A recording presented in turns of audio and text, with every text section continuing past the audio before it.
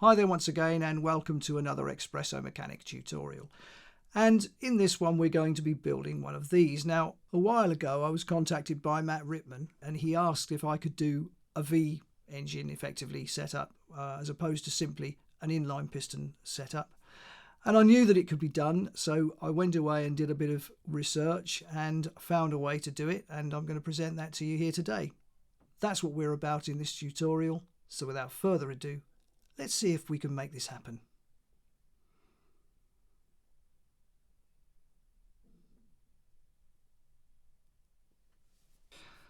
What you can see at the moment is my earlier scene, which I used to show you how to create an inline piston setup.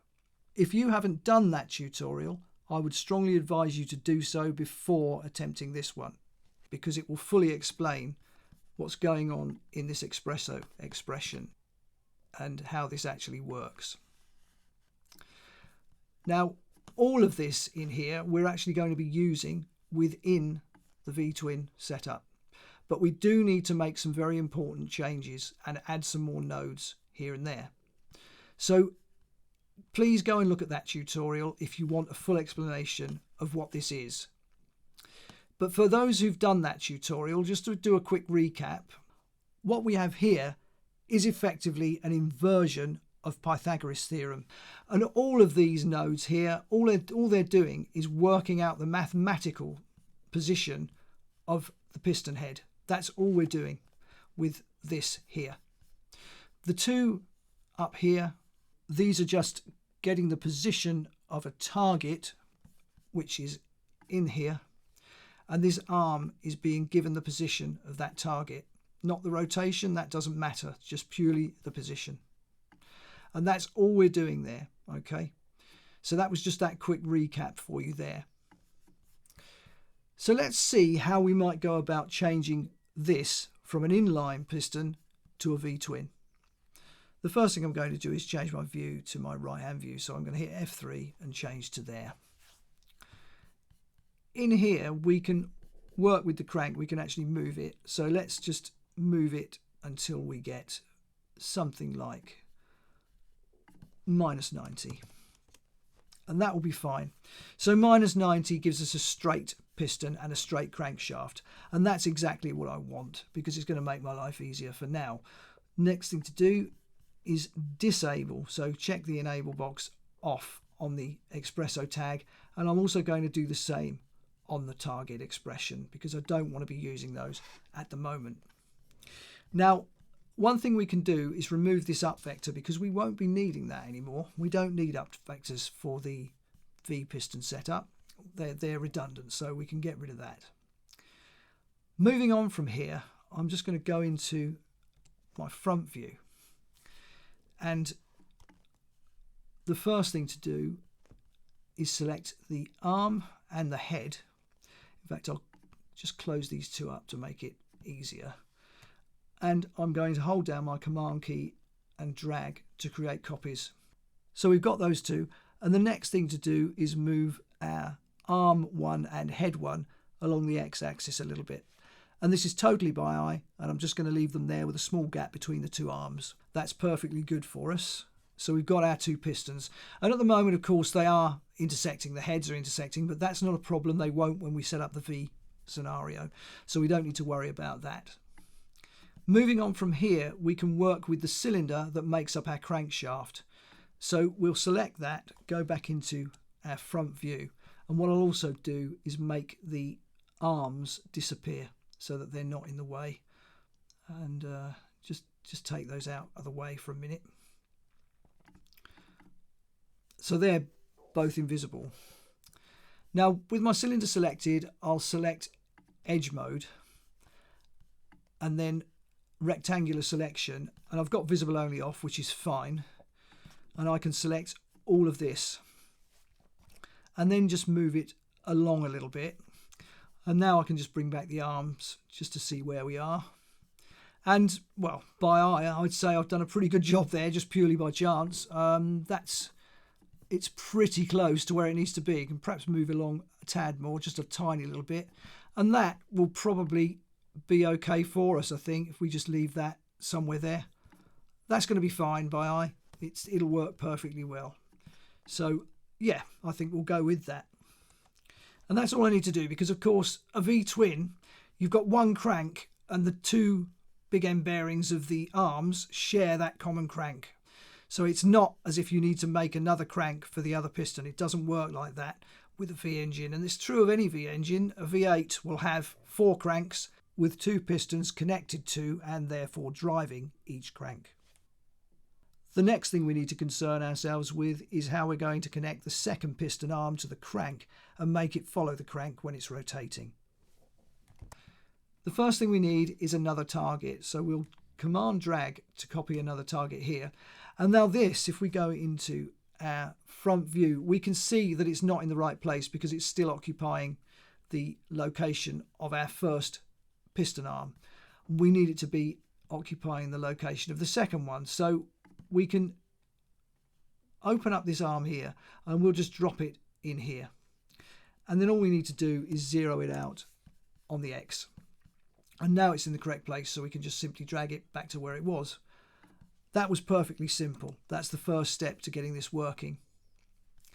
In the Expresso, what we can then do, and remember this is not switched on at the moment, but all we've got to do is just create some space here, drag in arm target 1 and drag in arm 1, and these are now ready to be set up.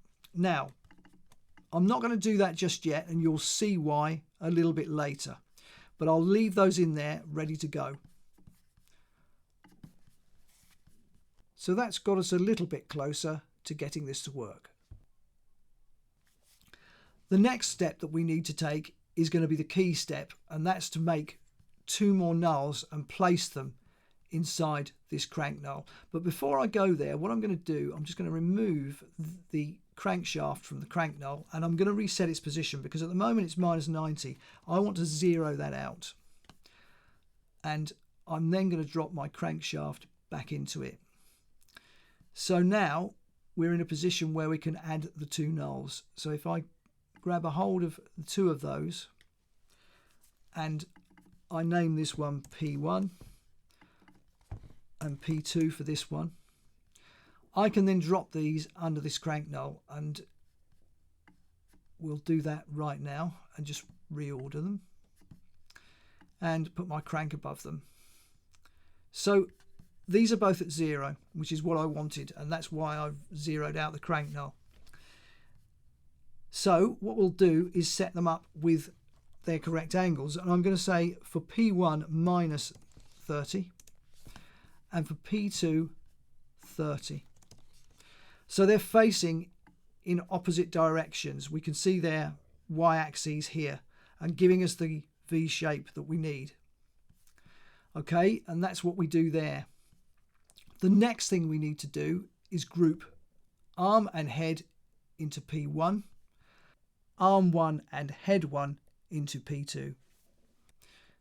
So this is the relationship that we're building here. So we've got a crank, which is just a placeholder for everything, and then we've got P1 grouped into it with the head and the arm, and P2 with arm 1 and head 1 grouped into it, and they're facing in opposite directions in a V shape.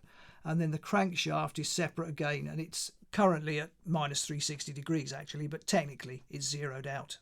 So that's the way you build the relationship between all of the different objects. Now with this head, what I need to do, I need to zero this head out, not along the X because it's in the correct position, but we need to zero it out in the Y, and we need to zero it out in the Z, and we also need to zero it out in the rotation P, and now it's facing in the right direction.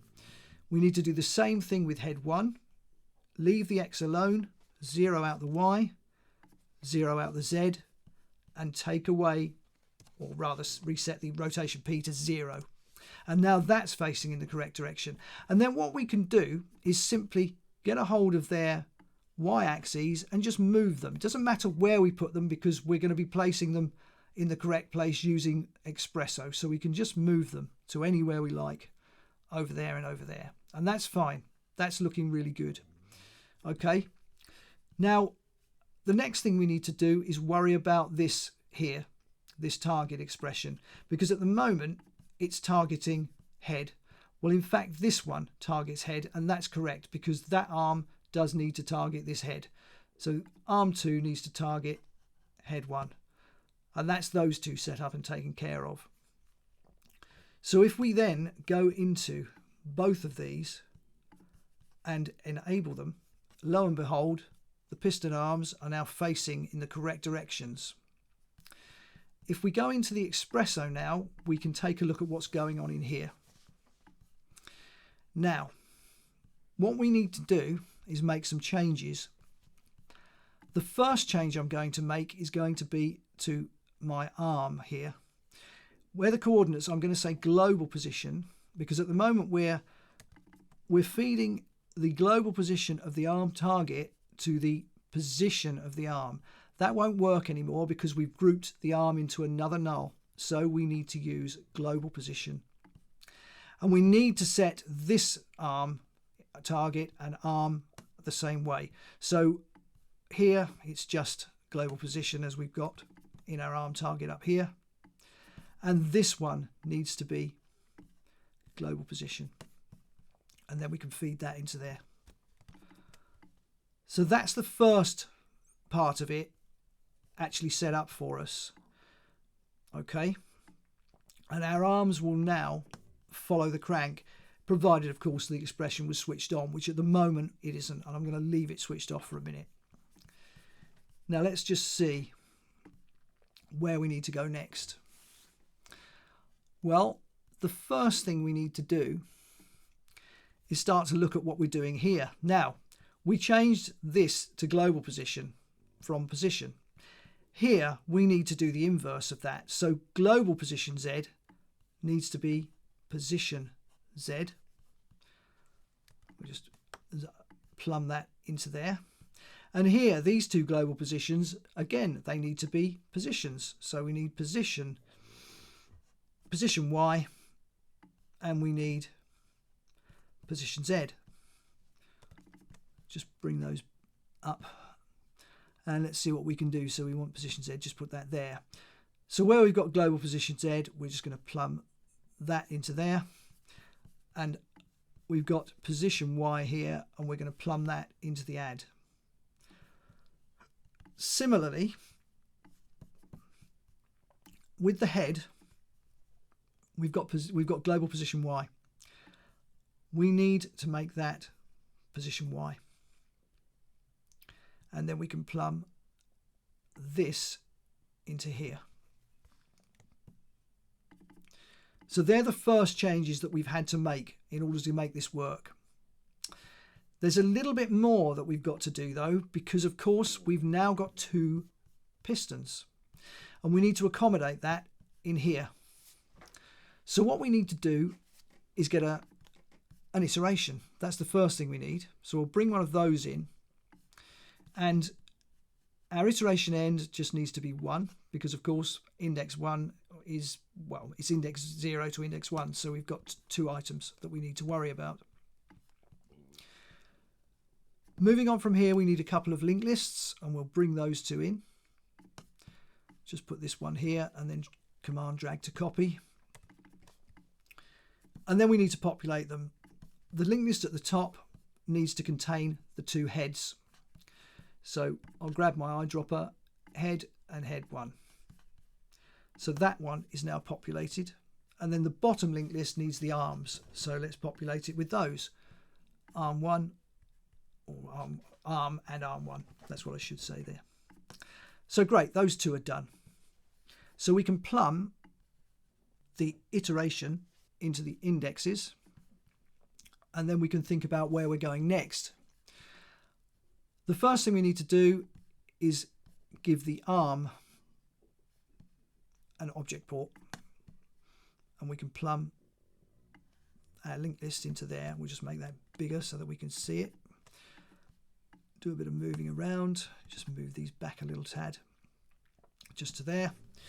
And then this top linked list is going to connect to the head over here. Let's just make this window a little bit bigger so that we can see what we're doing. just take it back on this side as well. Okay, now we can see the whole expression, and that's great. So we need to give this head an object port as well, and we'll just drag that to the top, make it a little bigger, and then all we've got to do is connect this linked list to the object port there. And that's great. So the expression is now set up, and it should work, all things being fair. So it's the moment of truth. Let's select this and hit enable. And instantly the pistons jump into the correct places. Now, whereas before we rotated this crank, what I'm going to do, I'm going to remove the animation track for that. So I'm going to delete that. And this time we're actually going to be rotating the crankshaft itself. And you can see that when we rotate it, everything moves beautifully. So let's select the crankshaft. We'll set it to 0. And it's set up really nicely for us, having a 90-degree offset to the ground plane. So what we'll do then is record. I just want to select rotation P, put a keyframe there. I've got 30 frames, which is fine. I'm going to just skip to the end here and put minus 348 in there and record there. Come back to the beginning. In fact, I've recorded that key at frame 6. I don't want that. Let's just move that back to the 0 position. Okay, let's just bring that back and let's see where we go. And away we go. It's not doing what I want it to do because I need to go into the F curve here, and I also need to select the crankshaft. Let's just frame all and select this point and say linear, and that should work nicely now. Let's just move back and let's see what happens. And there you go. Away they go, and they work beautifully. So that is how you create a V twin piston setup. And of course, as I say, if you want to use a V8, you just make a bigger crankshaft, 4 cranks, each crank sharing 2 pistons. And you just follow the same rule. All you've got to do is in the Expresso, in the iteration here, if you had 8 pistons, you'll just make your iteration end 7. In the linked lists, you'll have 8 heads. And in the linked list here, 8 arms. And that's all you need to do. It's really that simple. And here, of course, you'll have more arm targets and more arms up here. Whether you can do these with an iteration, well, you can, but you can't do it from this iteration. I'll tell you for why, because if you do, there will be a lag. You'll find that one piston will move perfectly well, but when you start and stop, you'll find that there'll be a lag, certainly on the second one and probably on all the others. So you may find that you need to lift these out of here and place them into a second Expresso expression, which needs to be before this one. And if you do that as an iteration in there, you'll probably find it will be all right. But you've got to be careful. Don't use an iteration here and plumb it into anything. You know, put these targets, say, in a linked list and these arms in a linked list and think that you can make that work in the same way as this. It won't. There'll be the lag problem, so don't go there. But that's all you've got to do. And another thing that's really nice actually about this setup, just to show you a little bit more, if we just go back to here. Now, with our P1 and 2, if I make this minus 90 and I make P2 90, now we've created a boxer engine setup, a flat engine setup. So you can do that with this as well. So if you were to create another 3 cranks and each sharing 2 cylinders, you've created a setup for a Porsche engine. I mean, those 6-cylinder boxer engines are used in Porsches. So that's the way you could go about creating one of those. So it's quite a nice setup to actually use. But for our purposes, it is a V setup. So let's just put it back to the V setup. And there you have it.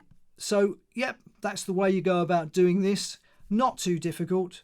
It's just a case of going into the Expresso and doing the inverse of what we had before. So where you've got position, you put global position, and where we had global position, you just change it to position. That's all you've really got to do in here. And then it's a case of adding an iteration and linked lists for the piston heads and the arms. and then feeding them into the head, which has now got an object port. And of course this arm, we added an object port there. And other than that, the rest of it is the same Pythagoras theorem that we used before. So it is a really simple setup actually. And as I said, the key to it is getting these two nulls and grouping them into the crank and then setting them up at the angle that you want them to be at. And that will control the angle of your pistons. So a nice little elegant setup there. And I hope it's been of use to you. But anyway, that just about wraps this tutorial up because I've shown you what I needed to show you. So as always, I hope that you have enjoyed the video, and if you have, then please give it a thumbs up. And if you haven't already, then please subscribe to the channel. And of course, leave a comment and ring the bell. And wherever you happen to be on social media, then please share this video, because all of this good stuff really does help the channel keep on moving in the right direction. But anyway, that about wraps this one up. So I'll see you very soon on the next tutorial.